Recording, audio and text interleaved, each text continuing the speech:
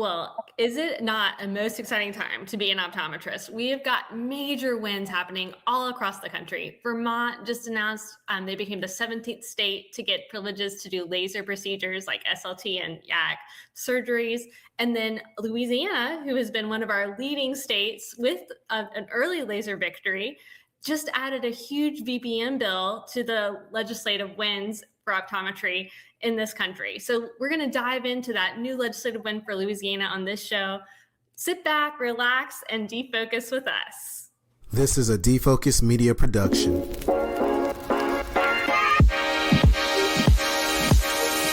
What's up, everyone? It's your favorite optometrist, Dr. Darryl Glover. And I'm Dr. Jennifer Lyerly, resident optometry nerd. And welcome to Defocus Media, optometry's #1 podcast, where we discuss the hottest topics, latest technology, eyewear, practice management, and more. So sit back, relax, and defocus. Well, hello. Welcome to a new episode. I'm going to call it a victory episode because there's exciting times in optometry. Darryl, you're fresh back from the AOA Optometry's meeting. How was your journey to Phoenix? You know, it was a hot journey. Let's just say that, Jen. I know we have the humidity here in North Carolina, but Arizona, that heat is a little different. I didn't sweat, right? But I will tell you this. It was hot as you know what, my friend. It was hot enough here in North Carolina, believe me. We're basically the desert here. We're in a major drought, as many people on the East Coast are dealing with. But you know what? Things are not any more fired up than they are in Louisiana right now, right? Because like being on fire with winning these legislative wins, that's the most positive way you can talk about it. And we have some amazing guests. These are leaders within Louisiana optometry. And I'm guessing they were probably with you in Phoenix too. But welcome to the show, Dr. Amy Puerto and Dr. Robert Janot. Very good. Hello. Hi there.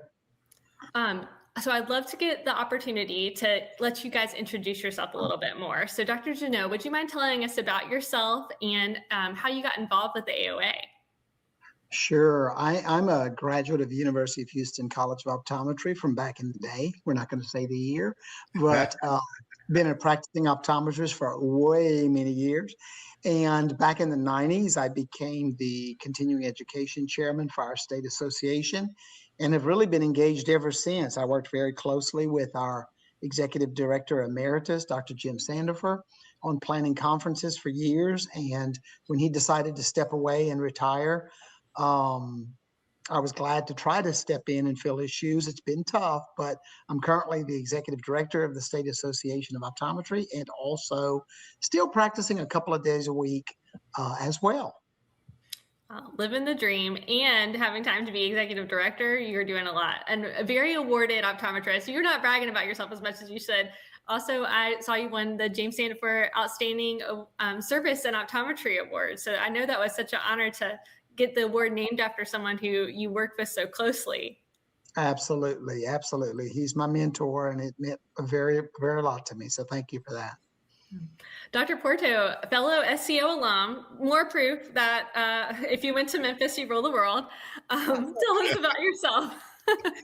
Yes. So I'm a 2015 graduate from Southern College of Optometry, came to Louisiana to do my residency, but I have a background in government and politics. And when I graduated high school, went and worked on Capitol Hill as an intern. And so immediately fell in love with the legislative process. And when I found out during my optometry school interview that this was a legislative profession, it was like melding two passions together. And so I'm very fortunate when I did my residency in Louisiana, I was given an opportunity to really see advocacy happen firsthand. They had just passed their scope bill in 2014. So I was part of that like new class of graduates who got to really see the fruits and the labor of folks like Dr. Janot, who really led the way in passing scope legislation in Louisiana as the third state. And from that point forward, I've been diligent, working hard, and hopefully trying to inspire the next group of optometrists to really lead the profession, do the same that was given to us. Well, I hey, had no idea about your background. That's so cool. I know, Darryl, you're about to say the same thing. I know, I'm like, what in the world? But you know what? It makes sense because when I saw Dr. Amy over at the AOA, when I tell you she was everywhere, shaking hands, kissing babies, networking, communicating, on stage, off stage, like it's truly in your DNA. You can see it. And when you're out there moving around, you can see the passion inside of you. And I'm just thankful that we have amazing folks like both of you on this call, having this conversation, but out there fighting for our right to make a difference, right? Because we need people like you to get out there and continue to protect our rights and expand our scope and make sure that we get paid for our services as well. So I just want to kick off this podcast by just saying thank you so much for all the great work that both of you do. Absolutely. Well, I think, so many states, we're still in that place of like, when are we going to have our scope legislation? When's the timing right? When do we have everything put together to make that push? Louisiana has that luxury of saying like, hey, that's old news for us. That was, like you said, a 2014 law. So what are we going to do next? And that's the mindset that I think everybody has to have. And so I'm sure that's what you guys were thinking. You don't decide overnight to go after legislation. This takes a lot of work, a lot of planning, and to know when the timing is right to do anything here. So you have been thinking about what was next for quite some time. How did you plan for what optometrists in Louisiana really needed next after that scope bill passed?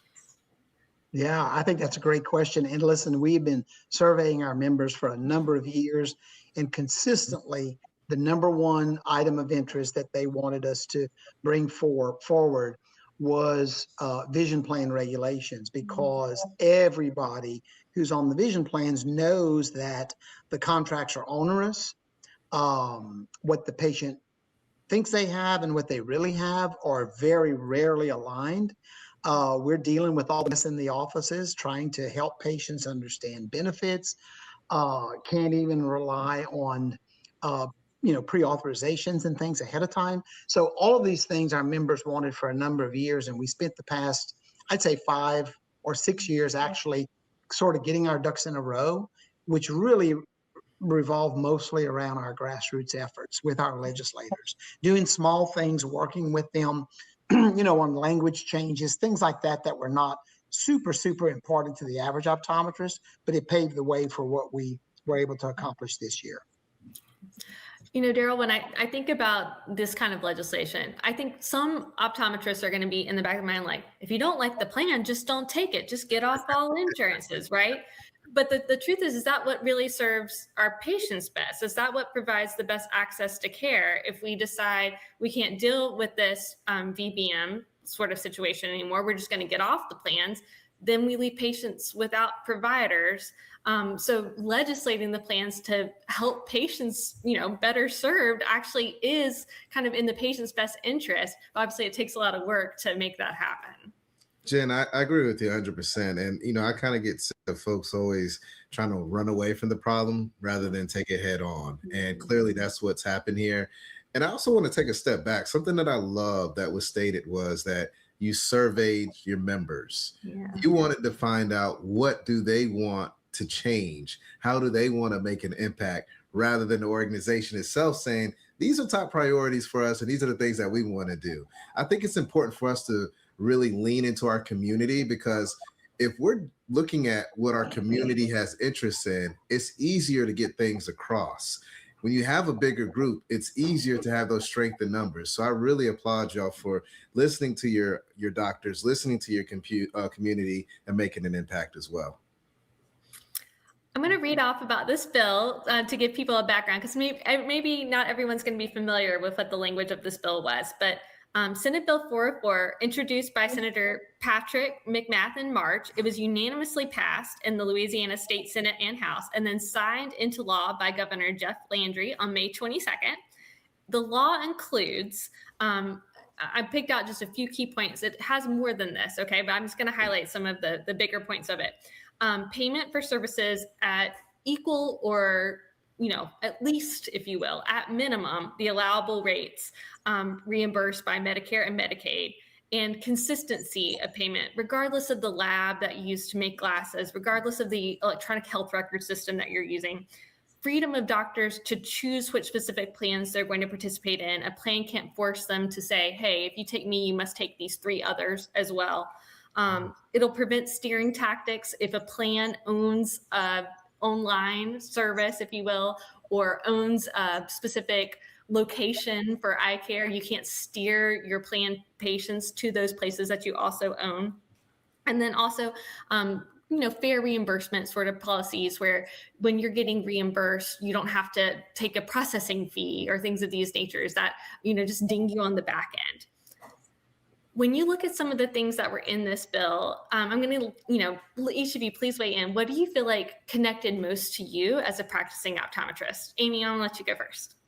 Absolutely. I think the biggest thing that was my main focus in this bill and legislation was really the patient protection, especially when it came to the doctor-patient relationship. And that was really the theme that we carried out throughout the entire bill process when we were drafting the bill, when we were talking with our legislators, when we were talking with our members, and at the end of the day, even talking with our patients about it. Our patients want to continue to see the neighborhood optometrists that they've been seeing, in my case, the past 10 or 11 years.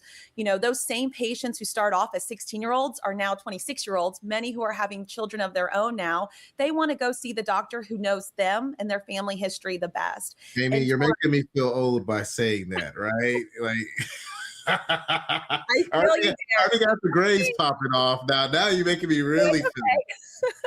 Me too. But it really is. And that's the thing that I think is just the biggest takeaway is why let a plan dictate what a doctor and a patient can decide together. And we can get into the nuances of, fair contracting, and we can get the nuances of the materials. But at the end of the day, it's about a doctor and a patient in an exam room having a conversation that's best for their healthcare. And that's really what it should be about. That's the priority, is the patients. And that really is what we continue to want to elevate when it comes to this legislation, and really what we want to continue to leverage forward when we continue to move this bill really through its evolution as we go to enact it moving forward. Absolutely. And, right about that with patient access, Amy's so right, that relationship is key. But the access issue, we titled the bill Better Patient Access to Eye Care. And what we have found from a lot of our members is these very convoluted, one-sided contracts. It's a take it or leave it. And they were not at all sustainable for many practices who have since gotten off the plans, Jen, as you were saying. And so what happens, in many communities, smaller rural communities, our patients are forced to drive 30, 45 minutes just to receive their eye care or to try to use their benefits that they thought they had. So I think for me personally, and for many of our members, it's trying to get transparency in those contracts, a little bit better language, and they're not evergreen, and that the doctor has a little bit more input and say so than they do. And I think it's going to bring more practitioners to the forefront for our patients. Awesome.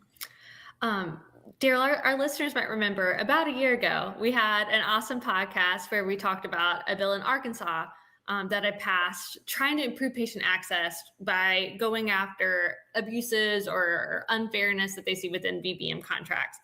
How much did that Arkansas bill influence Louisiana's bill? Yeah, I think it was definitely one of the stepping stones for us when we look around what's happening in fellow neighboring states or across the U.S. when it comes to just any legislative effort. You had mentioned it very early on, Jennifer, what's that next thing after scope? And after surveying our members and seeing what other states have been doing, whether it was Texas or Oklahoma or then Arkansas, kind of our neighbor to the north, it seemed like the next best fit. Let's go ahead and model language that can really help move the needle for our patients and for our profession. And so we really looked at what was happening in Texas and Arkansas specifically and said, what is working, what's not working, and what's uniquely different about Louisiana, and let's build upon that. And what we hope now is really that other states can look to Louisiana and continue to build upon that even more. That's right. One thing that I think you also had the luxury of is you saw Arkansas get their bill passed and how, that happened, what language was successful. But then you also saw Arkansas have to figure out how to enact their bill and what roadblocks they were hitting as that happened. What were some takeaways that you saw that you think are going to help with enacting the Louisiana bill? I think a lot of that we're working on actually currently, not only within our own state, but with the AOA. We've had the support and feedback of our insurance department, the commissioner and his lead attorneys. And so we know there are going to be some challenges. We've seen what the other states have gone through. We tried in the language. It was pretty monster bill, 35 pages or so. And we tried to tighten as many of the loopholes as we saw that the plans were using as we could. We fully understand they're going to find other language issues and things that they're going to throw at us. So I think in some of the things, such as the any willing provider language, some of the recourses, the private right of action, as well as using the Attorney General and the Insurance Department to handle any claims and concerns and complaints that may come forward. So I think those sort of things will help us move this forward. We're already enacting language that we can share with our Insurance Department to say, hey, this is coming, watch for it. Here's what they're going to say. Here's where the bill has tidied it up.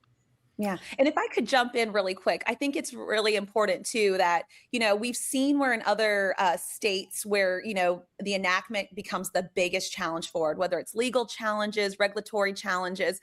But I actually would say I would challenge any of our vision plans that are listening in on this podcast to not be a challenger, but maybe be a champion in these vision plans and maybe work with the state association, maybe work with the state and actually see what happens with compliance, and maybe they can find that their profits aren't over patients, and actually by complying, they actually have greater wins at the end. Maybe try something a little different. So that's my challenge to any of our vision plans listening to this podcast.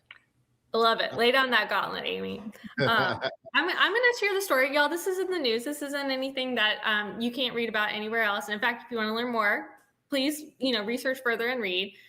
For example, Arkansas last fall, many optometrists, as their bill was about to go into action, received new contracts from a vision plan. And it said, you must sign these new contracts. We must comply with this new bill. Well, hidden within all these new contracts, yes, was language saying they were allowed to use their own labs, but also saying that they agreed that they were going to be filing S codes for exams instead of the 9-2 codes that we usually file for a comprehensive exam. And the spirit of that was that the 9-2 code, of course, is Medicare reimbursable. But if they use this S code as a routine vision, then that would not be reimbursed at an equitable amount. So it was their way of getting around that language of the bill. And so obviously this is something that Arkansas Optometry had to work with optometrists to tell them, you're not going to have to be forced to sign these new contracts. That's against the spirit of everything that we're doing. I know it's frustrating to see a plan come out and say, hey, we don't believe we're asking you to provide eye care at the level of a Medicare eye exam. And as an optometrist, when I read that, that's the response is like, every exam that I provide is at the same level. I don't do a lesser exam for this patient than I give to this patient. They all get the same amazing exam. So how would you respond to that sort of frustration? Yeah, I think one of the things I would say to that, I'm going to let Amy speak to the S code specifically, but it's so hypocritical, right? They're peddling these plans to large employers under the auspices of your beneficiaries, your employees are going to have this wonderful eye care plan with comprehensive benefits. And what they're then saying is, oh, but we're really just going to pay a little bit on a quote routine care. Don't do your full regular service for these people because we really are not going to pay that. So it's very hypocritical language. Right. And it's such a great point that you both all said. And, I welcome the argument and the challenge because, when I have a patient in my exam room, they don't change their eyes, whether they have a medical exam or a vision plan, those eyes stay the same. And so just like you said, Jennifer, and as well as Dr. Janot, we're going to do the same exam no matter what, and they can kind of swindle their way against the terminology. But at the end of the day, a routine exam is a comprehensive exam. And that is that. And so if they want to get into the weeds of it, then they can remember that if all they want to do is provide something simple, then at the end of the day, they are providing a refraction only. And that is all they will pay for only. And that's, I think, something that they need to be very careful on as vision plans continue to want to fight this and challenge it, is that they're maybe digging their own hole when it comes to doing these S codes. So they may see an opportunity with that, but I think that they will find that it's not taken too well when, again, they're putting their own priorities ahead of what's important for patients and the patient care that we provide. I mean, Darryl, I know we see this all the time, right? Like it goes against the spirit of what's in the patient's best interest to have them come in and say, well, we'll do this part of your exam today, but then you must come back to do these other medical tests that you also need. Now the patient's coming in twice and paying 2 copays. Like, let's just take care of them while they're there. And anything that puts that against the patient experience is so bad for patient care. So yeah, that's definitely where I stand on it. I have hope and I have faith that, everything is going to work out like it's supposed to be. And the reason why I say this, I know some people will be like, Darryl, you're crazy for saying that, but I just feel like we're now starting to get the right people in the room. Like when I was at the AOA this past couple of weeks or last weekend, it was just a different energy, right? And you can tell that there's people there, not saying it wasn't in the past, but you can just tell that we got the right people in the right seats. And I've been seeing this for the last couple of years. So I feel good where we're going. I feel good with the AOA leading the charge. I feel good with the state societies partnering with the AOA. And I'm excited to see where this is going to go. But I think as long as we continue to speak, that positive energy into existence, I think if we continue to have the right people in the right seats, we'll be able to take care of those patients and make sure that they have everything that they need to be successful.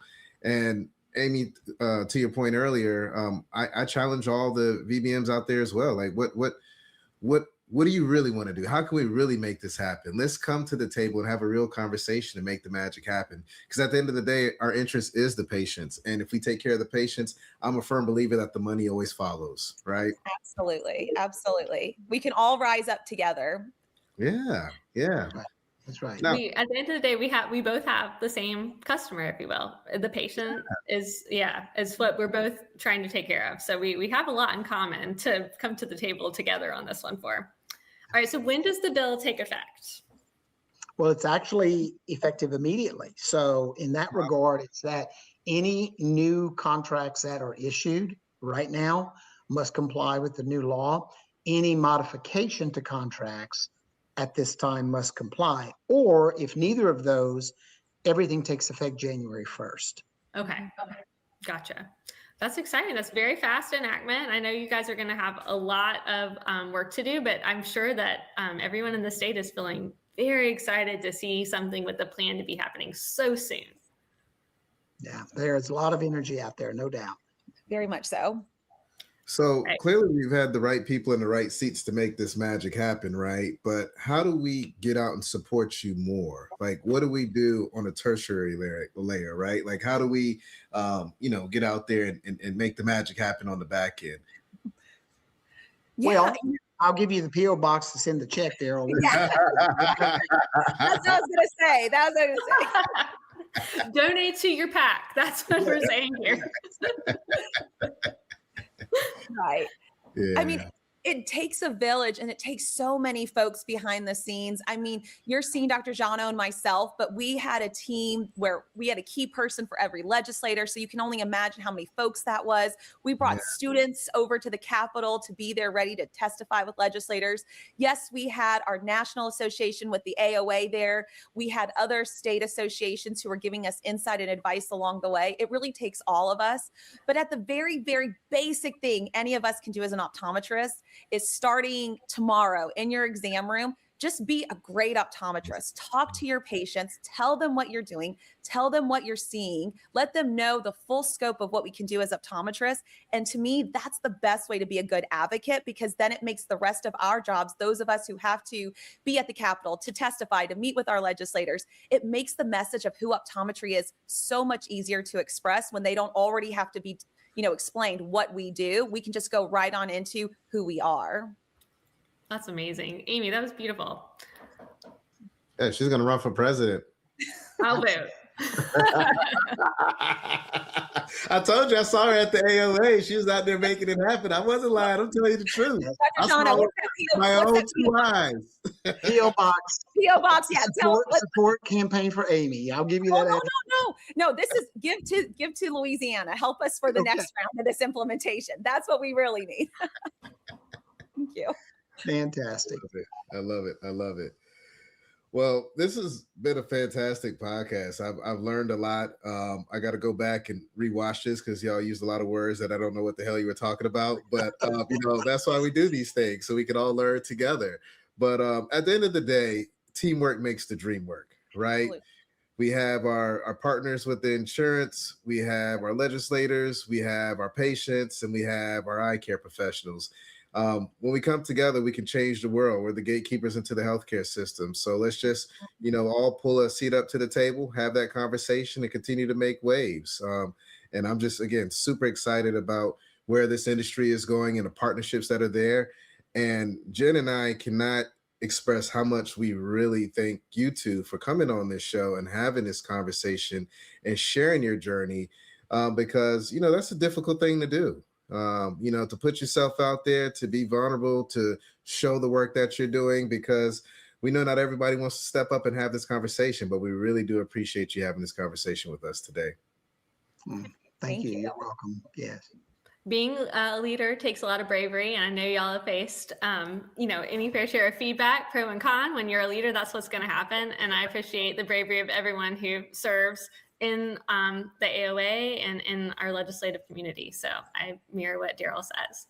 Y'all have a great night. And I challenge everyone listening to this episode to take that step of bravery to become a member of your local state society. If you're not already, volunteer to be a key person. It's amazing what doing brave things can do for all of us together. Amen. Yes. Thank you guys for having us. Absolutely. Have a great one. All right, colleagues, and it's a wrap. Thank you dearly for hanging out with the Defocus Media team. We hope truly something resonated with you. And if it did, be sure to give us 5 stars and make sure you follow us on all social media platforms: Facebook, Instagram, Twitter, LinkedIn, you named it. And our handle is at Defocus Media on all platforms. And until next time, be sure to keep it 2020, and we look forward to seeing you on the next episode.